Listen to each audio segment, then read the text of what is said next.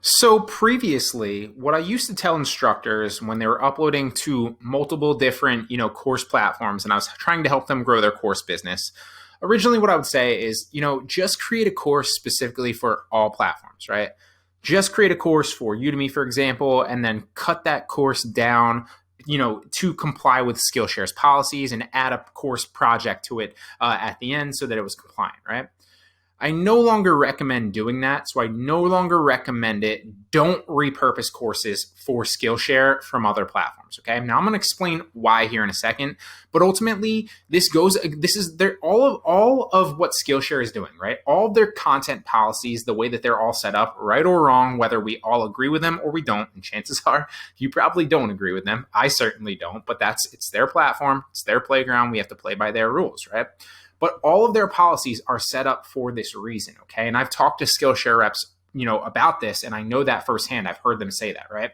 Their whole goal is they want to inspire and incentivize courses that are specific to their platform only, okay? Now, via their terms of service, you are allowed to have your paid courses be on other paid platforms, right? And you are allowed to have your free courses be on other free platforms, right? They don't have that specifically as a rule against their terms of service that what you have on their platform cannot be on other platforms.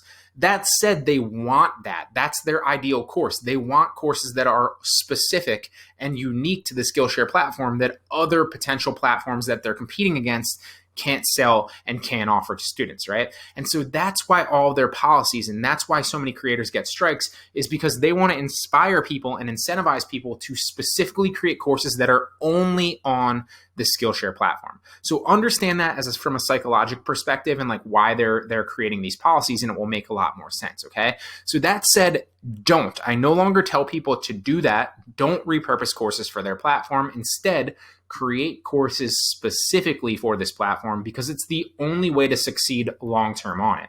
It used to work better. They've gotten more and more strict. They're cracking down on people with clear multi-platform created courses. And so I'm not telling you that you can't create a course for Skillshare and not put it up anywhere else, right? Like I just said, it's not against their terms of service to do that. But what I am telling you is don't create a course for Udemy and then edit it to comply with Skillshare's policies and then add a project to it. Or don't create a course for another platform and then obviously edit it to comply and repurpose it to comply with Skillshare. Are there certainly instructors out there that still do that and get away with it? Yes, okay. But the only way to succeed long-term and avoid strikes is to create project-based Skillshare courses that teach tangible skills, okay? And then if you want to, you can repurpose them or also upload them to other platforms after that, but create Skillshare courses, create courses ahead of time for this platform that are solely, with a sole purpose that they're a Skillshare course, okay? That way, you can obviously create courses that specifically teach a tangible skill ahead of time, right? With that purpose that the student is learning, and then challenge them to learn it by the end of the course, obviously, and demonstrate that by completing the course project, okay? Now, again, you can obviously upload these and repurpose these Skillshare courses that you intentionally create for Skillshare for other course platforms, but don't create courses for other platforms and then repurpose them from Skillshare, okay? Or for Skillshare.